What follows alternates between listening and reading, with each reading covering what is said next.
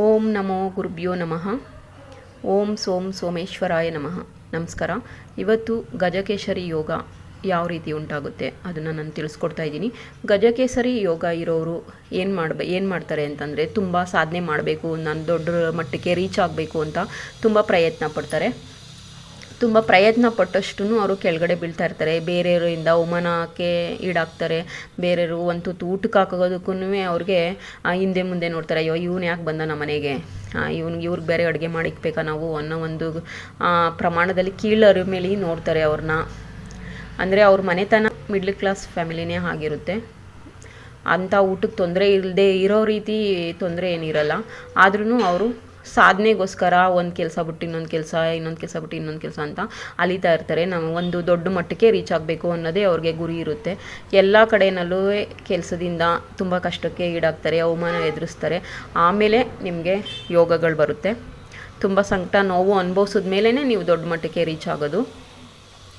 ಹೇಗೆ ಗಜಕೇಸರಿ ಯೋಗ ಬರುತ್ತೆ ಅಂದರೆ, ಚಂದ್ರ ಮತ್ತು ಗುರು ಆ ಇಬ್ಬರೂ ಒಂದನೇ ಮನೆ ಇರಬೇಕು, ಅಂದರೆ ಲಗ್ನದಲ್ಲಿರಬೇಕು, 4ನೇ ಮನೆಯಲ್ಲಿರಬೇಕು, ಮತ್ತು 7ನೇ ಮನೇಲಿರಬೇಕು, ಮತ್ತು 10ನೇ ಮನೇಲಿರಬೇಕು.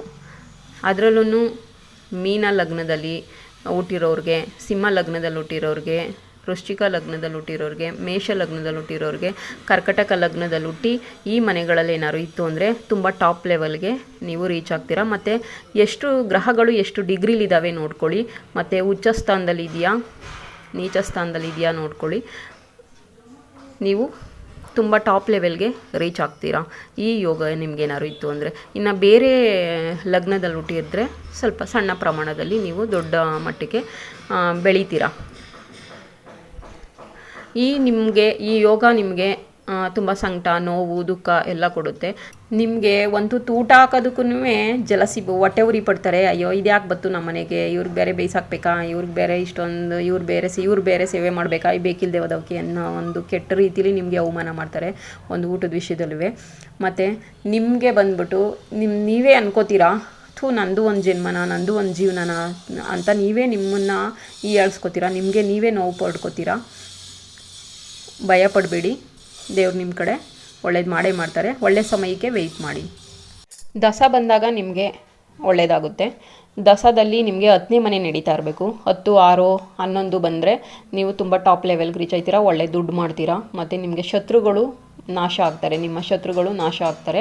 ಮತ್ತು ನಿಮ್ಮ ಹೆಂಡ್ತಿಗೆ ಜಲಸಿ ಬಂದ್ಬಿಡೋ ಚಾನ್ಸ್ ಇರುತ್ತೆ. ನಿಮ್ಮ ಹೆಂಡ್ತಿ ಆಗಿದ್ದರೆ ಹೆಂಡ್ತಿಗೆ ಆ ಯೋಗ ಇದ್ದರೆ ಗಂಡಂಗೇನೆ ನಿಮ್ಮ ಕಂಡ್ರೆ ಹೊಟ್ಟೆ ಉರಿ ಬರುತ್ತೆ. ಆದರೆ ಭಯ ಪಡಬೇಡಿ, ಗಂಡ ಹೆಂಡ್ತಿ ಆಗಿರ್ಬೋದು, ಅವ್ರು ಭಯ ಪಡಬೇಡಿ. ಯಾಕೆ ಆ ಥರ ಜಲಸಿ ಬರುತ್ತೆ ಅಂದರೆ, ನಮ್ಮನೆಯಲ್ಲಿ ಬುಟ್ಟಿ ಬೇರೆ ಯಾರಾದರೂ ಬುಟ್ಟಿಗೆ ಹಾಕೊಬಿಡ್ತಾರೇನೋ ನನ್ನ ಗಂಡನ ಇಲ್ಲ ನನ್ನ ಹೆಂಡ್ತಿನ ಅನ್ನೋ ಒಂದು ರೀತಿಲಿ ಜಲಸಿ ಬರುತ್ತೆ ಅವ್ರಿಗಷ್ಟೇ. ಸ್ವಲ್ಪ ಅಹಮ್ಮನ್ನು ಕಡಿಮೆ ಮಾಡ್ಕೊಳ್ಳಿ. ಏಕೆಂದರೆ 10ನೇ ಮನೆ ನಿಮಗೆ ಬಂತು ಅಂದರೆ ನೀವು ಟಾಪ್ ಲೆವೆಲ್ಲು ಹೆಸರು ಕೀರ್ತಿನ ನೀವು ಮಾಡ್ತೀರಾ. ಅದೇ 10ನೇ ಮನೆ ನಿಮಗೆ ಅಹಂಕಾರನೂ ಕೊಡುತ್ತೆ. ಆ ಅಹಂಕಾರ ಒಂದು ಸ್ವಲ್ಪ ಕೊಬ್ಬಲಿ ಮಾತಾಡ್ತಿರಲ್ಲ, ಆಗ ಮನೇಲಿರೋ ಹೆಂಡ್ತಿಗೆ ಮಕ್ಕಳಿಗೆ ಸ್ವಲ್ಪ ನೋವಾಗುತ್ತೆ. ಅದನ್ನು ಸ್ವಲ್ಪ ಕಡಿಮೆ ಮಾಡ್ಕೊಳ್ಳಿ. ಅದು ಬಿಟ್ಟರೆ ನೀವು ತುಂಬ ಚೆನ್ನಾಗಿರ್ತೀರ. ಮತ್ತು ಅರಳಿ ಮರಕ್ಕೆ ನಿಮಗೆ ಕಷ್ಟಗಳು ಬರುತ್ತೆ. ನಿಮಗೆ ಅರಳಿ ಮರಕ್ಕೆ ನೀವು ನೀರು ಹಾಕ್ಕೊಂಡು ಬನ್ನಿ. ಒಂದೊಂದು ಬಿಂದಿಗೆನ ನೀವು ನಿಮ್ಗೆ ಸಾಧ್ಯವಾದಷ್ಟು ದಿನ ಹಾಕಿದ್ರು ಮಾಡಿ, ಇಲ್ಲ ವಾರಕ್ಕೊಂದು ಸರಿ ಆದ್ರೂ ನೀವು ಅರಳಿ ಮರಕ್ಕೆ ನೀರು ಹಾಕೋದ್ರಿಂದ ನಿಮಗೆ ಅಭಿವೃದ್ಧಿ ಸಕ್ಸಸ್ಸು ಹೆಚ್ಚಾಗಿ ಬರುತ್ತೆ.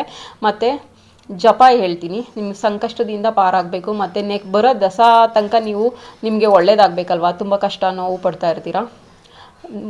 ಮಂತ್ರ ಬಂದುಬಿಟ್ಟು ಓಂ ನಮೋ ಭಗವತೆ ವಾಸುದೇವಾಯ, ಓಂ ನಮೋ ಭಗವತೆ ವಾಸುದೇವಾಯ. ಈ ಮಂತ್ರನ ನೀವು 1,00,000 ಸರಿ, ಕೋಟಿ ಸರಿ ಹೇಳಿದಷ್ಟು ನಿಮಗೆ ಅಭಿವೃದ್ಧಿಗೆ ಸಕ್ಸಸ್ಗೆ ಒಳ್ಳೆಯದಾಗುತ್ತೆ. ಇಷ್ಟು ಹೇಳ್ತಾ ವಿಡಿಯೋ ಮುಗಿಸ್ತಾ ಇದ್ದೀನಿ. ಎಲ್ಲರಿಗೂ ಒಳ್ಳೆಯದಾಗಲಿ. ನಮಸ್ಕಾರ.